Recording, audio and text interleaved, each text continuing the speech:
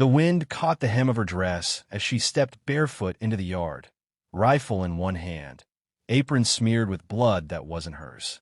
Four riders crested the ridge, silhouettes against the dying sun, their horses snorting like they smelled something wrong.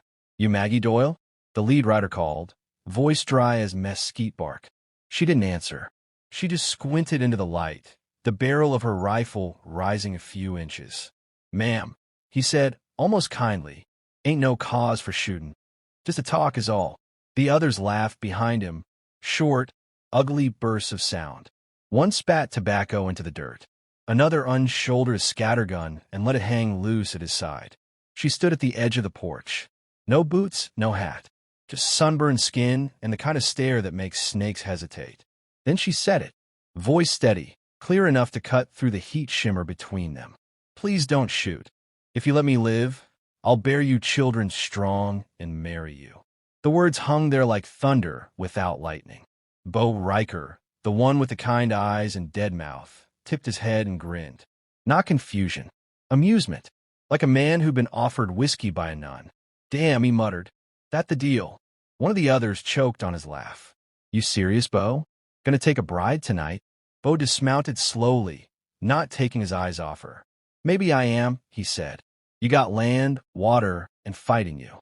That's more than most." The horse shifted behind him, uneasy. Maggie stepped back once into shadow. "Just don't shoot," she said again. He reached the steps. "Ain't gonna hurt you. Ain't no fun in that. You're gonna fix us supper. And come morning, we'll talk marriage." The others dismounted. One headed toward the barn. Another looped around toward the well. Bo reached out, took the rifle from her without force. She let him.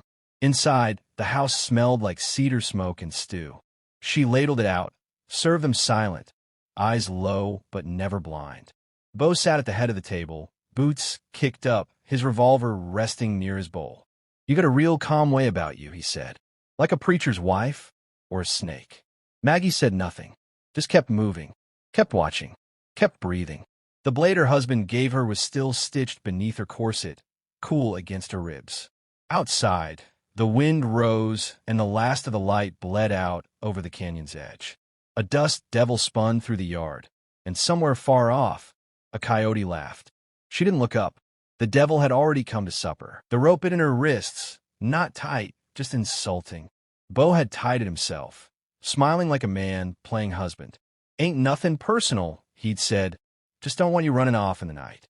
Now she lay on the floor of her own parlor, fire dying low, the taste of metal and dust on her tongue. The boots of men echoed on her floorboards. Laughter, belching, the thud of a man falling asleep against a wall. One whistled a hymn off key as he walked toward the barn. Maggie's fingers twitched, slow and steady. The seam at her corset dug into her ribs. She rolled slightly, shoulder brushing the hearth. Click! Her thumb found the tiny clasp. The blade slipped free like it knew her. Outside, the wind howled sudden and sharp, like a warning. One of the horses neighed, then went silent. She sliced once, twice. The rope frayed, then snapped. The fire popped loud as a pistol, but no one stirred. One man was snoring. Another muttered in sleep. Bo's shadow stretched long across the floor from where he sat in her chair. Hat pulled low, fingers resting on the grip of his revolver. Maggie crawled, slow as moss.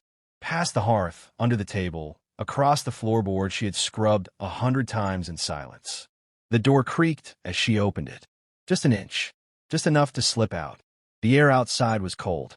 The barn loomed like a beast waiting to wake. She crept past the wagon, past the trough, to the shadows beneath the loft. Bo's horse stood restless, stomping at the dirt. She whispered to it. Soft words. Not kindness, control. Then she reached for the water bucket. From her apron pocket, she pulled a small paper pouch, creased and worn. Datura seeds. Her husband had called it ghost root. Taught her what it did to men. Horses, too. She poured half into the bucket, stirred it with her finger, wiped her hand on the straw. Behind her, a floorboard creaked. She froze, hand to the blade. A boy. One of the riders stood in the dark, eyes wide. He was barely grown, no gun drawn. "You poisoning it?" he asked. She didn't answer. He stepped back slow, I ain't like them. I didn't know what they'd do. Still, she said nothing. He backed out. Didn't run. Just vanished into the dark. Maggie walked past the stalls, past her old saddle, past the ghosts. She slipped back into the house like mist, lay herself down by the hearth, hands loose, face slack. Bo snored her chair. The revolver had slipped to the floor. The devil was still sleeping. And so was the storm. The shot came before sunrise. A single crack through the pale blue dark, and one of Bo's men fell forward into the dust. Face first, arms limp, blood soaking into the earth like it had been waiting. The others staggered out of the house, rifles half raised, eyes squinting. Bo stumbled from the barn last, shirt unbuttoned, boots unlaced, pistol in hand. His horse lay still behind him, legs curled like broken timber, foam dried at the mouth. From the ridge above the homestead, Maggie stood with her rifle braced on a fence post. Her dress whipped in the wind. She didn't shout. She didn't warn.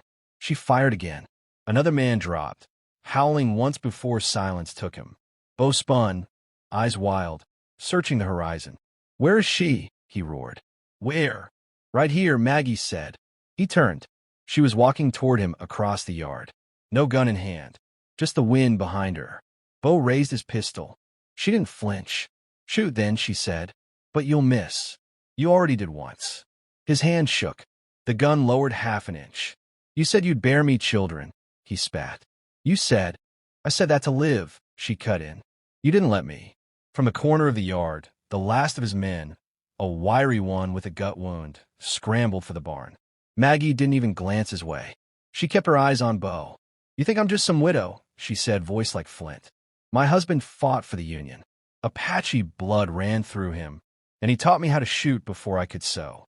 Bo laughed once, harsh and broken. "You think this makes you strong?" "No," she said. "This does." She lifted the rifle, now in her hands, faster than breath. Bo's shot fired missed. Hers didn't. He dropped to his knees first, then face to the dirt. The wind fell silent. From behind the shed, a figure stepped out. The boy, the one who hadn't run far. He held Bo's fallen revolver in his hand, but it wasn't needed now. "He killed my sister," the boy said. "Last winter. I didn't stop him." Maggie nodded once. "Then help me dig." They've buried the dead behind the barn. Only the boy spoke, asking nothing, saying little. As the sun rose, lighting the canyon gold, Maggie stood at the fence and watched the earth settle. She said nothing, but the land did. It was done. The strong had buried the wicked. Bo coughed blood onto the dust, one hand clawing at the wound in his gut, the other reaching for the revolver he'd already dropped twice. Maggie walked toward him, slow, deliberate, her rifle lowered but her jaw locked tight. The boy stood behind her, breathing hard, still gripping the pistol though the danger had already passed. Bo's voice cracked. "You said you'd marry me." She stopped a pace from him, her shadow cut across his broken body. "I said if you let me live." He looked up, eyes wide with pain, face smeared with dirt and pride. "I spared you." "No," she said. "You tied me, took my gun, slept in my house like you owned it."